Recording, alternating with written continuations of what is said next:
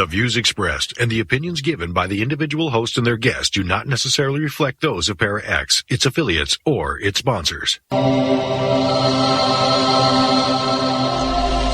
meet and merry part, bright the cheeks and warm the heart. For tread the circle thrice about, to keep unwelcome spirits out. Bide within the law you must, in perfect love and perfect trust. Mind the threefold laws you should, 3 times bad and 3 times good. These 8 words the read fulfill, and ye harm none, do what ye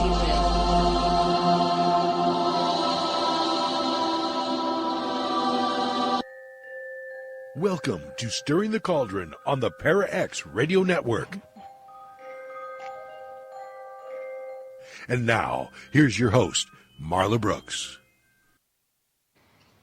Hey, merry meet everybody, and welcome to Stirring the Cauldron.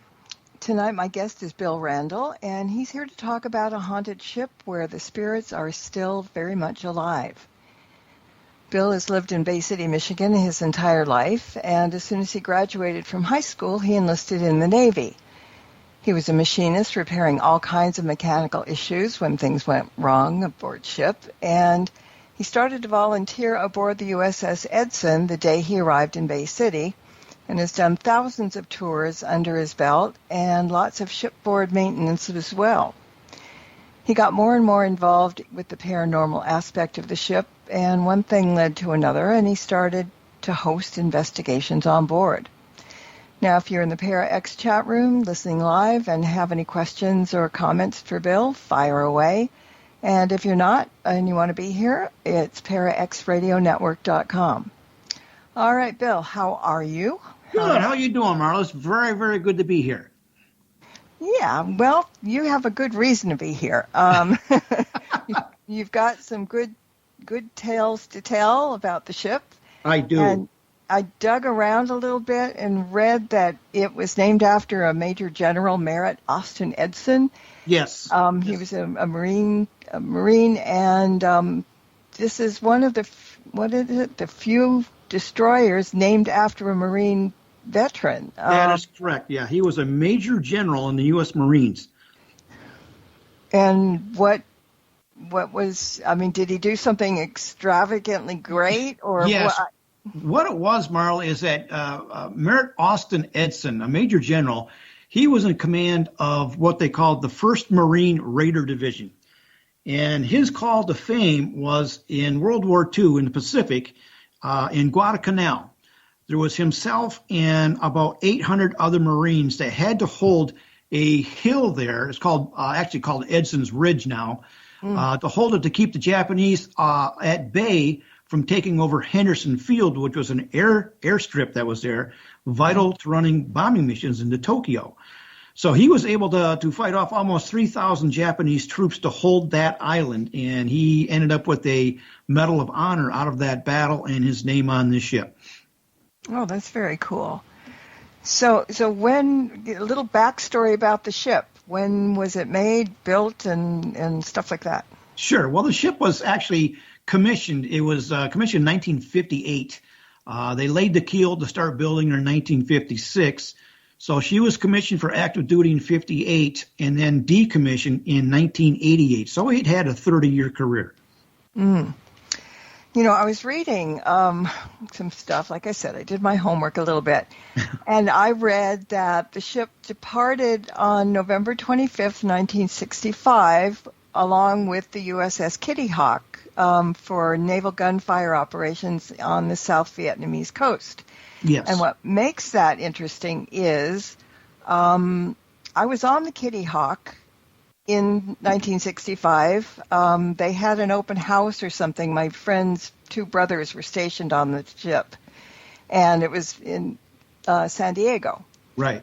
And so we got to go and get on the ship and look around. Oh, my God, it was terribly big. It's huge. Yeah. And so, you know, and I guess it was kind of an open house for people who, you know, family and friends kind of thing. Yeah. So, yeah, I don't know if the Edson was hanging out in originally, I think the Edson, she was home ported in Long Beach. And when she left to go to Vietnam, she left out of Long Beach. The Kitty Hawk was probably part of that task group.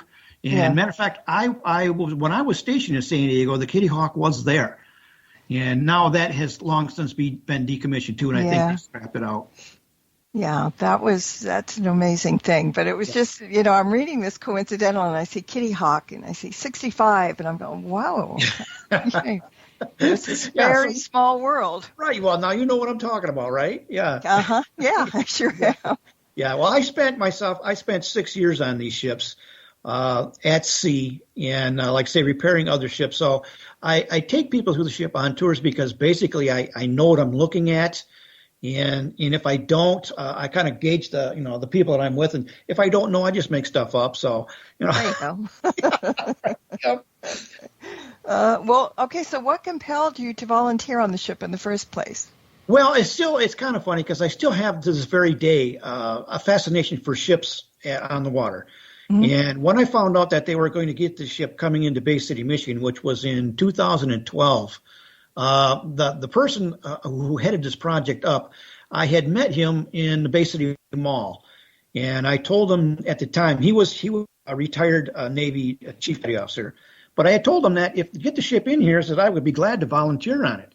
And when it came in 2012, I had asked him, I said, what do you need? And he said, well, I need tour guides. I said, okay, I'm a tour guide, and I've been that ever since. And you're also kind of fixing little tweaks and stuff that go wrong, aren't you, still? Yeah.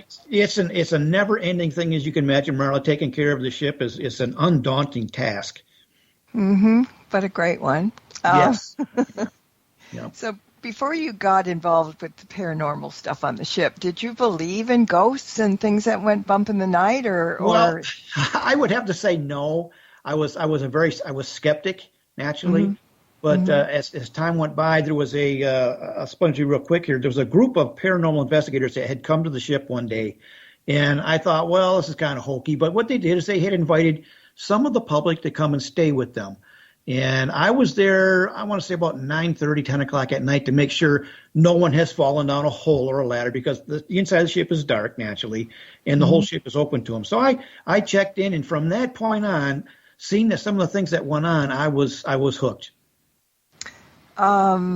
Yeah.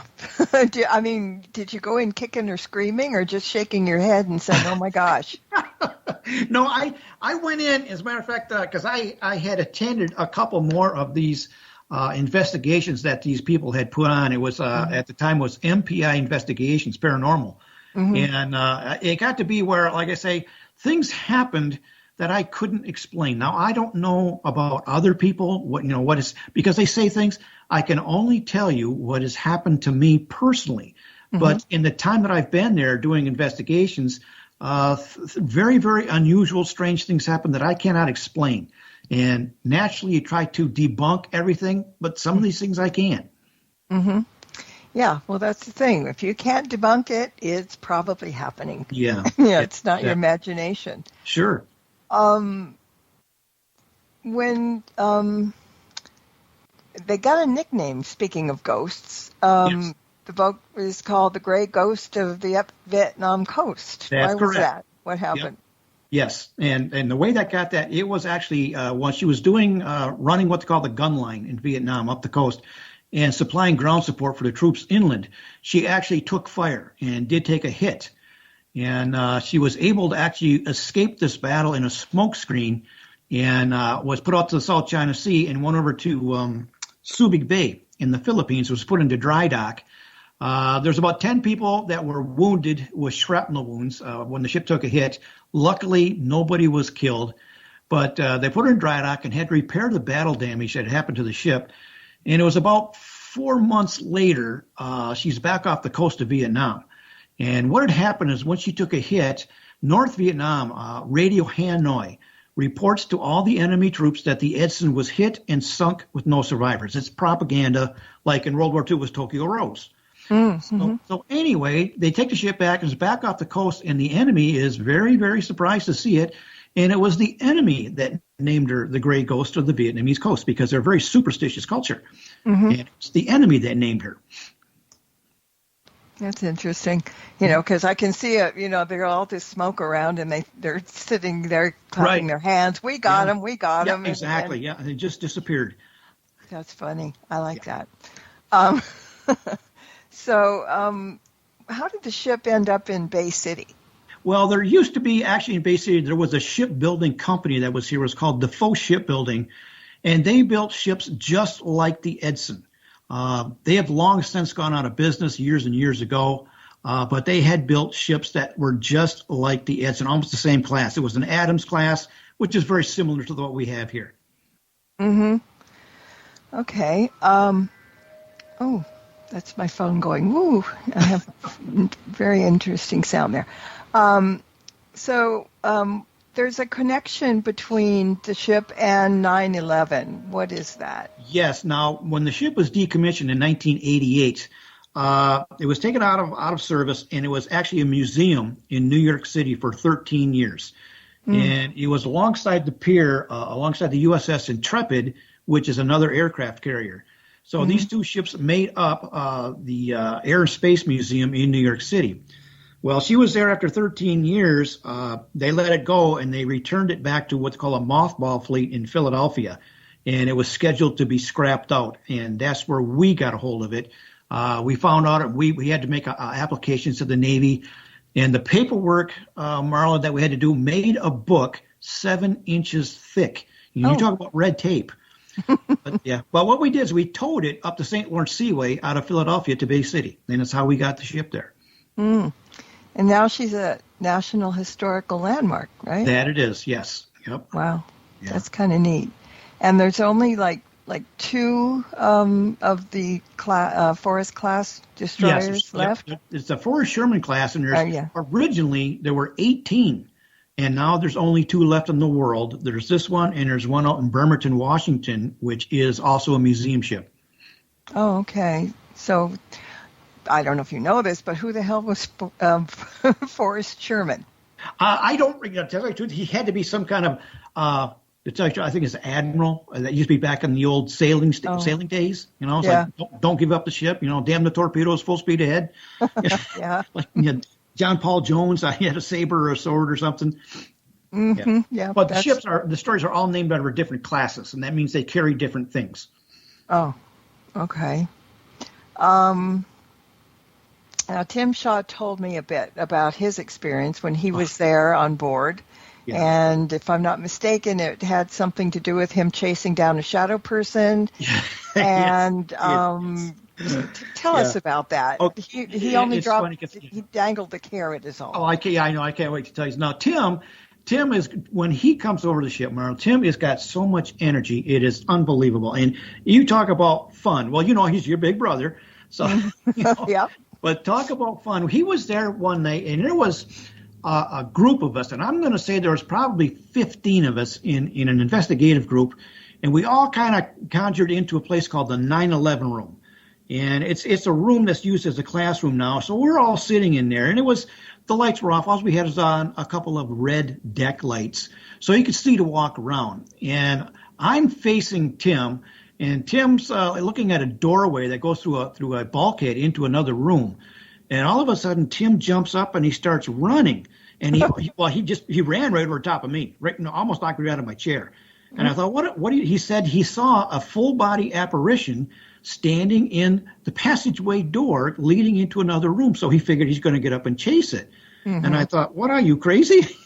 Well, you should have known that already. Yeah, I know I did. I figured that out for myself. But yes, he did. He saw, and it's only one of the very, very rare times is what he told me that he had seen an apparition.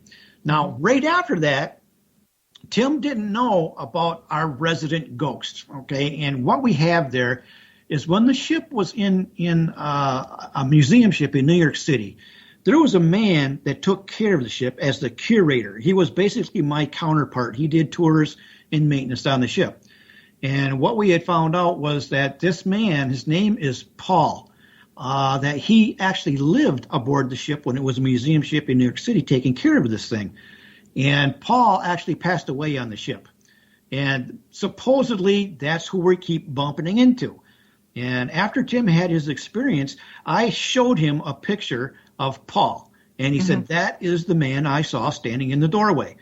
So we bump into Paul a lot. I mean, just even everyday tourists, guests, they have had experiences with this guy. He tends to be a real prankster. He likes to move things around a lot. Well, sailors are, aren't they? I can't vouch for everyone else, but I am, absolutely. There you go. Yeah, but he's been there. Because he lived on the ship for 13 years, and he died of a heart attack on the ship. So he's still roaming the place. So give us a couple of examples of what you've been seeing. Okay, the first thing that ever happened to me. Now I've been working on the ship for a couple of years, and in one day. It was in the summertime. I'm closing up the ship at 5 o'clock in the afternoon. So I'm the only one on board, and I had taken a couple of ex-sailors down into some places where it's not open to the public, which we do on occasion. So as I'm closing up ship, I have to go back down in that area to turn the lights off before I leave. And the room that I'm standing in, Marla, has two doors. There's one on the left side of the room and one on the right side of the room, and they both go through the same wall. Well, these doors are steel, watertight doors, meaning when they close, they have a big lever that comes down and presses them up against a flange with rubber, so they seal against water, and they're very heavy. So the one on the left there's a hook on the bottom that holds these doors open. Otherwise, gravity would just cause them to close by themselves. So I go in the left door, and I'm into a forward berthing area where some of the crew used to live. And it's going up towards the bow, up towards the pointy end of the ship. So as I'm walking through there, I'm turning the lights off behind me. And what I did is I cross across the room to come out the door on the right side as I'm turning off lights in the same room. And when I come out that door, now the door on the left side is closed and it's sealed. And I never closed it and I never sealed it. And being as a steel door, when it closes, it makes a lot of noise. And I'm no more than 20, 22 feet from this door, and I never heard a sound. So I stood there scratching my head, and I thought, there's no way I closed this door. So I called down to the office, and it so happened my wife was down there, and I said, who else is on the ship? And she said, nobody, it's just you. I said, just me. So I'm walking through there going, please don't kill me. But that was my first experience.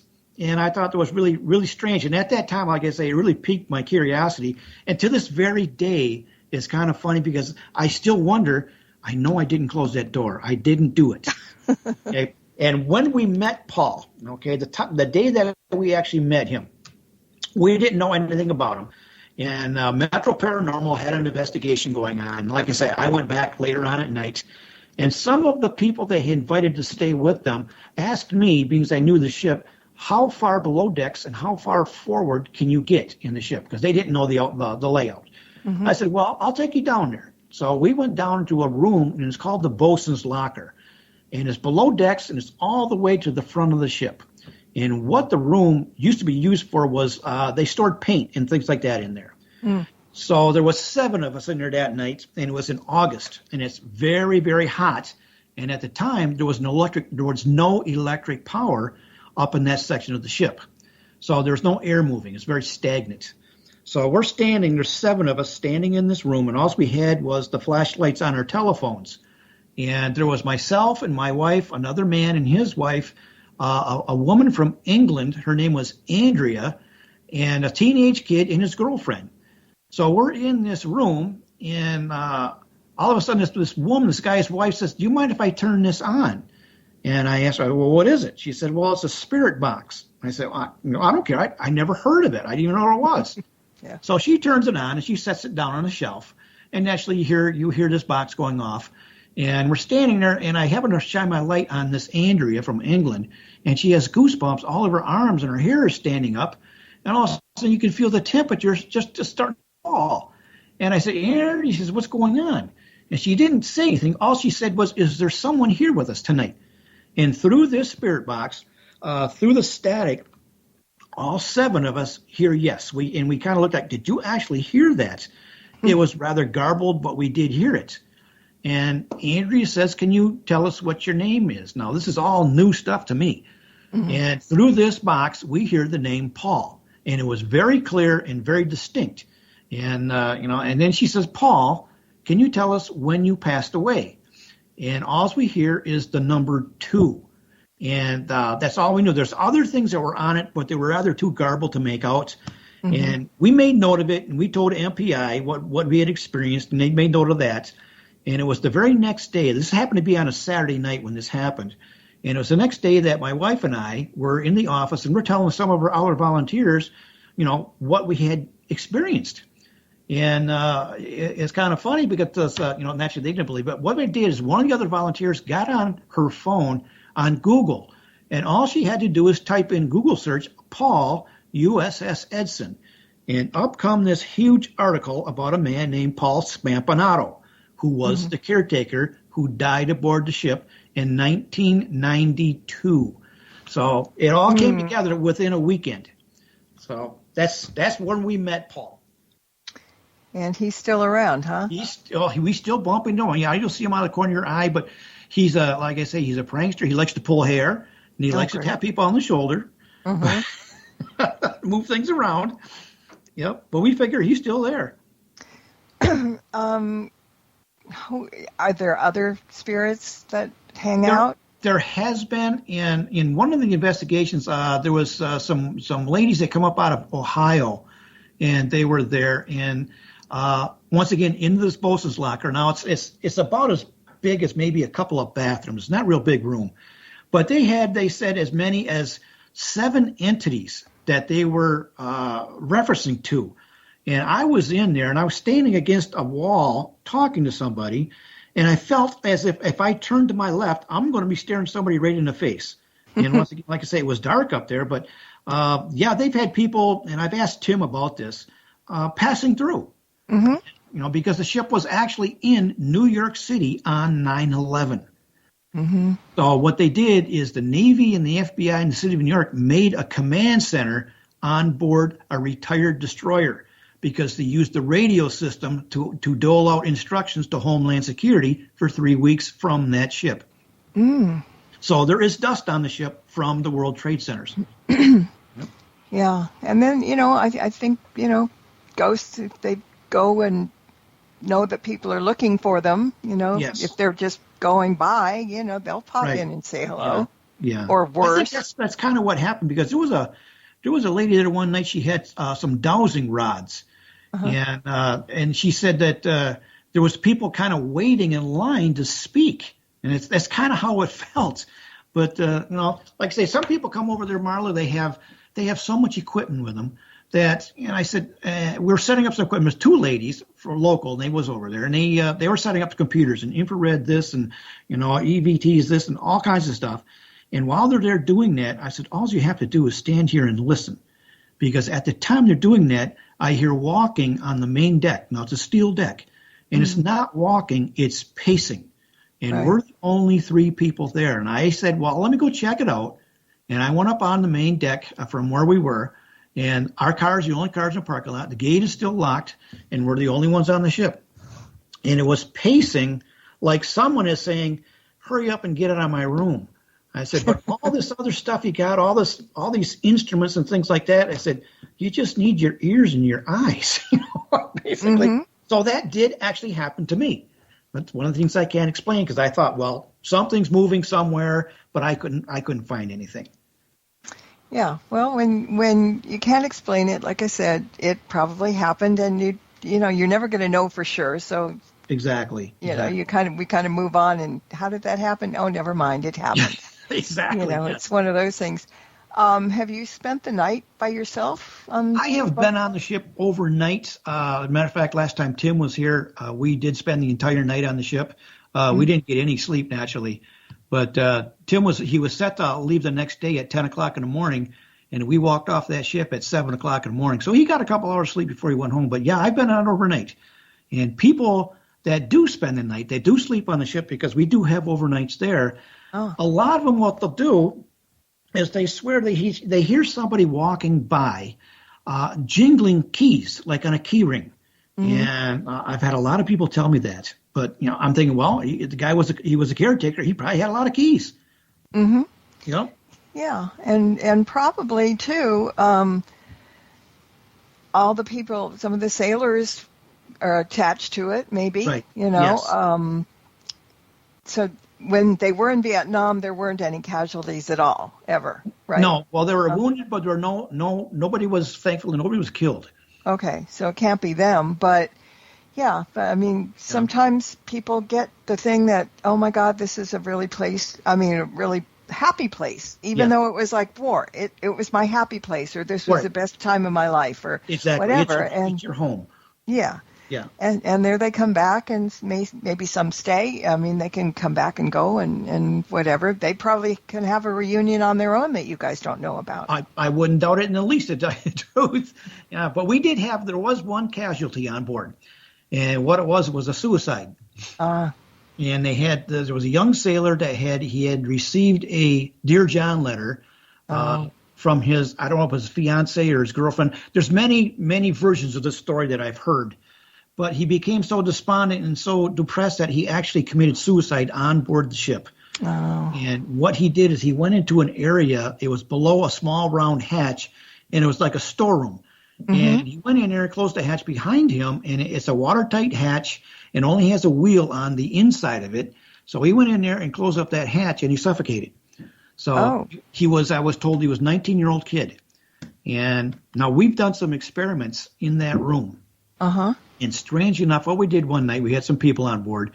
We had taken 2 cell phones. We put one cell phone down in what's called the HT shop. They're hull technicians. That's where this guy was. They're welders. Mm-hmm. And we put a phone down there, and we had a phone up on the mess decks. And we opened that line up, had somebody answer the phone down below. And in that room, we had a music box. It was really, really strange. So we had an open line, and we're sitting on the mess decks listening for this room. And this music box starts going off. Now, it's on a proximity switch where you just got to get close to it. And it just keeps going off, on and off, and on and off, and there is nobody down there. So people have told me that they may think that they might have spotted him. All I know is his last name was Pline, P-L-I-N-E. But, and that's, like I said, there's different versions of that story, but so to speak, that they said that did happen. Well, that could be, a reason that he's there. And I heard one Kitty Hawk story that there, I guess when you go out to the flight deck, there's this humongous door, that weighs about 5 tons or something. Right. Yep. And for some reason, they were all called out to the deck, and this guy kind of missed the call, and he ran through it, and he got squashed. Oh. Yeah. So I know that was. Well, it does happen, as you can imagine, Marla. It's an inherently very dangerous place to be. A lot of things can go wrong very, very fast. Mm-hmm. Yeah. And, especially with a carrier like that, Yes, right. Planes are taking off and things are going on all the time. There is. And it's a lot of, you have hours and hours of boredom with minutes of sheer terror is what it is. Yeah. That's about right. And so there's a pretty good reason for a lot of reasons that some of the spirits are there. Do you talk? I mean, if you're down there and you're by yourself, do you talk to Paul at all? I have tried a few times. Not usually am I there by myself, but it's kind of strange because some of our other volunteers. One guy's an electrician, and he can go down there and he's working on say a fuse box or something like that. Mm-hmm. And he turned to walk away, and all of a sudden he got hit in the back with a fuse from the fuse box. Okay. But it's happened. I've been down there by myself, but you sense, and it's probably happened to you. You sense there's something there. There's something, that you can't see, but it's there. Mm-hmm. Yep. Yeah, you can feel it. Right. Yep. This house is kind of haunted, and if I go into the garage, which is actually my friend's workshop, right, and the laundry's in there, every time I go in there at night and I'm in there, all these noises start, and I keep looking over my shoulder, because you feel something is there. Yes, and it's like, okay, I'm going to come back in the daytime. No. Right. Yeah. Well, it's kind of funny because there's places on that ship that my wife will not go by herself. Because she's just too afraid to. But I got to tell you a story that the last time that Tim Shaw was there, now we're in this, what they call the 911 room. That's where they set up that command cell. And it's a pretty good sized room. And there's Tim and quite a few other people that were there that night. And we had we had instrumentation set up all around the room, all around the perimeter of the room. And at one time, they all went off at the same time. And it was almost deafening with the beeps and the whistles and the buzzers and this. And it was really, really strange.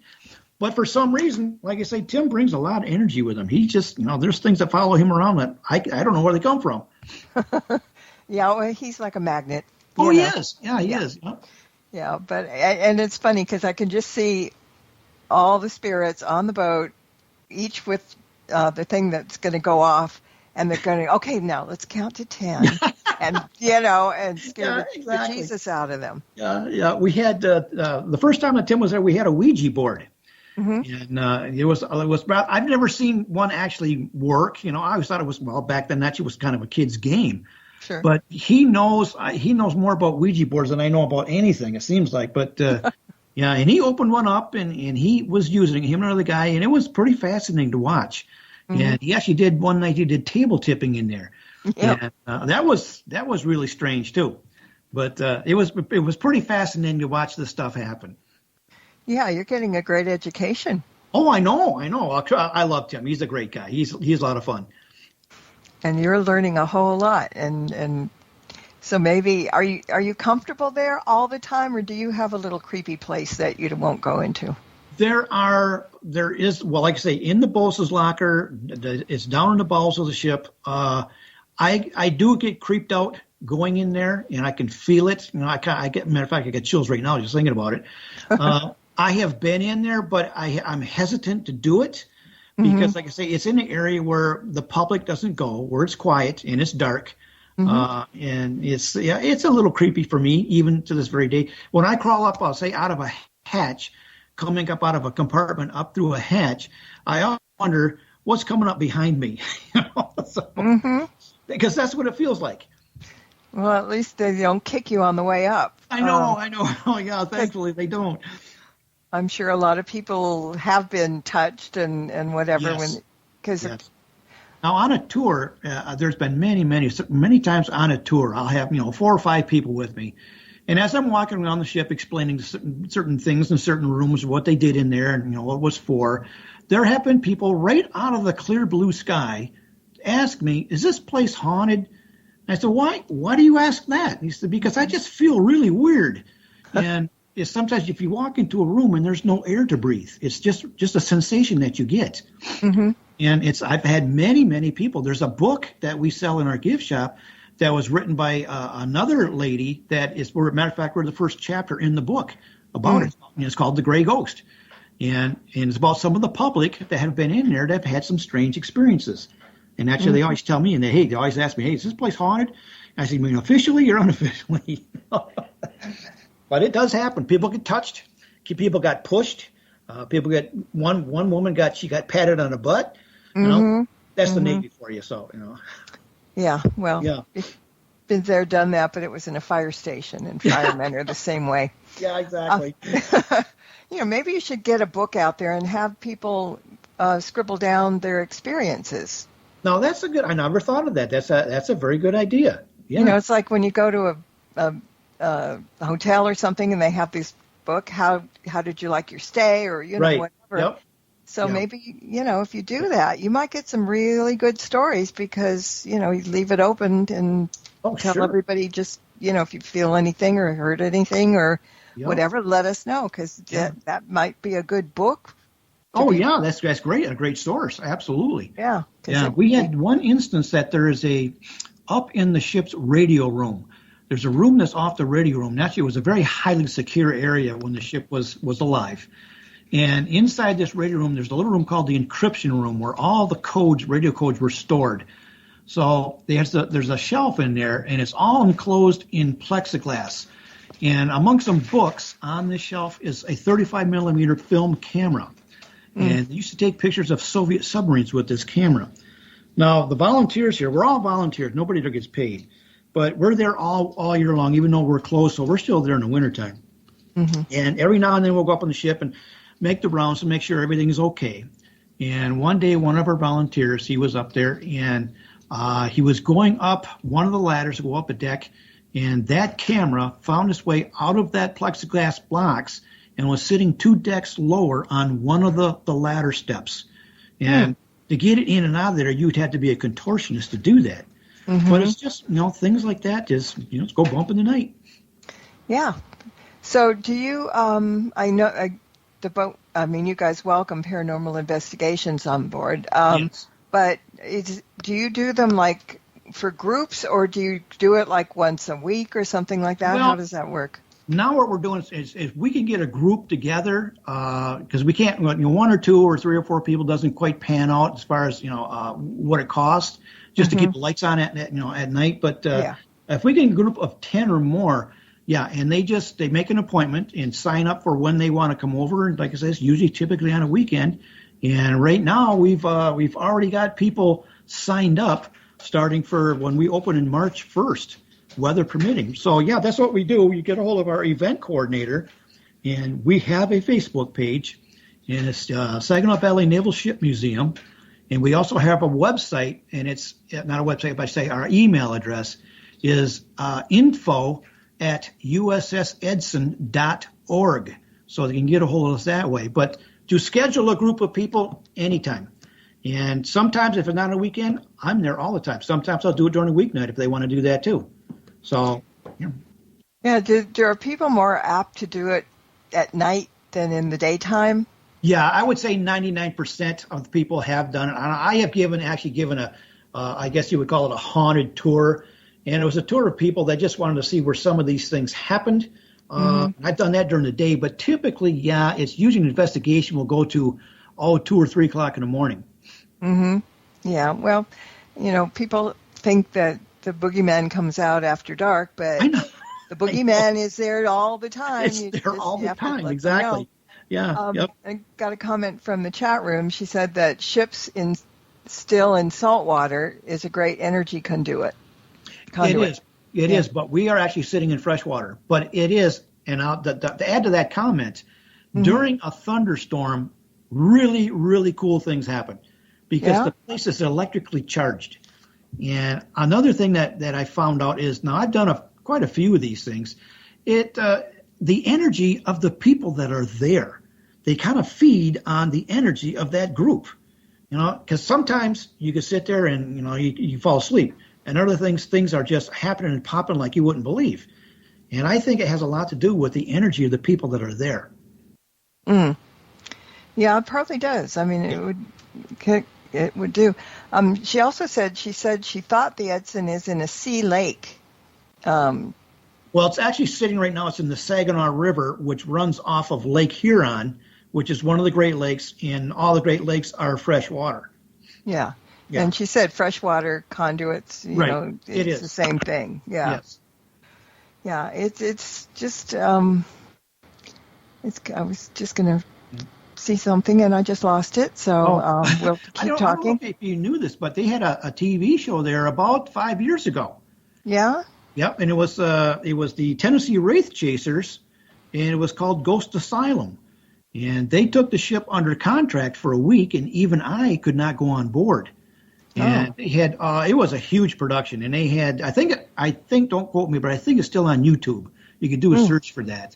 But they interviewed me for some of the things that had happened to me, and it's my 15 minutes of fame. So, but they had come across a lot of different things, and I'm sure they probably took certain liberties, being as a TV show. But like I say, I don't know.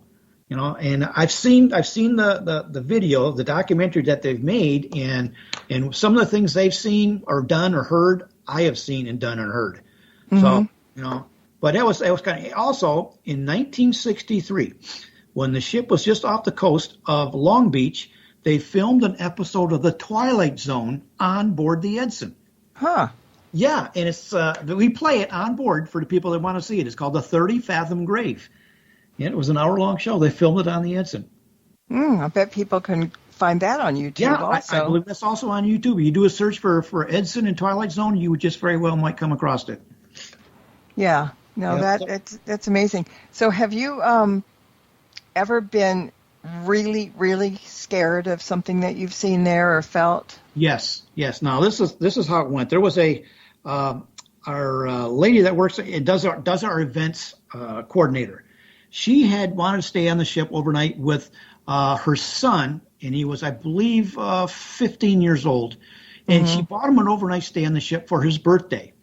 So they came over, and there was several of her son's friends that were there. So there was probably, I'm going to say, maybe 6, 7 people besides myself and another person. And myself and this other person, we were going to do our own investigation, being that we had to be at the ship anyway. So they brought all their gear, and they started in one of the berthing areas. We're going to spend the night. And they asked us, hey, do you mind if, can we join you? Can we see what's going on? And I said, yeah, I have no problem with that. So we're down once again in the 9/11 room, and something that was there, Marla, did not want us there. And it made that known. And I had never, ever felt threatened, but that night I did. And one by one, that family started to disappear because they were just too scared. And the one young boy whose birthday it was actually got pushed in the back. And that was it. That was it for him. And him and his mother's gone. Next thing you know, there's 2 more people gone. And then it's just myself and one other investigator. And it just felt really, really bad. And through some of these EVPs, we're getting get out now. And since then, I mean, it's never happened again. And I equate that to something that was just passing through. I don't know. Because typically, I have never felt threatened until that night. And that did scare the hell out of me. Yeah, and I mean, it's like a flea thing. You just, first you're moving really slow, and then all of a sudden you're moving really, really quick to get out of there. Yeah. And probably nothing is going to happen, but we all have that fight or flee thing. Exactly. Yeah, fight or flight. That's what that is. Flight, yeah. Yeah. Fleas. Well, needless to say, that family did not spend the night on the ship. They went home. Yeah. I guess maybe sometimes the ghosts just want to be alone, and there was something that happened. Like I said, this young man, he's 15 years old. Now, I don't know if this actually did, but it was my guess. Now, they were there early. I'm going to say 5 o'clock in the afternoon.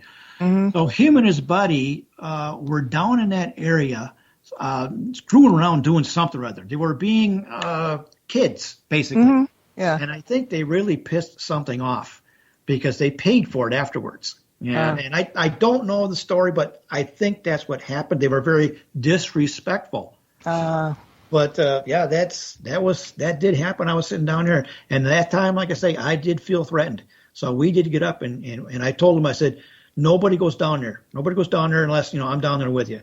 So that did actually happen. So you're going to have a bunch more adventures, I'm sure, as time goes by. And maybe you'd like to come back and let us know.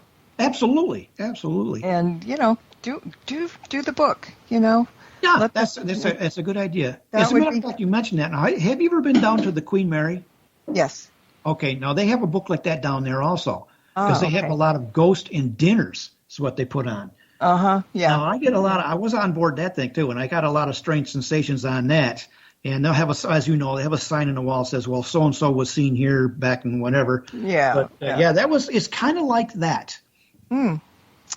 Well, it will be really interesting. And as time goes by, we have to get out of here in a minute. So give out the website again.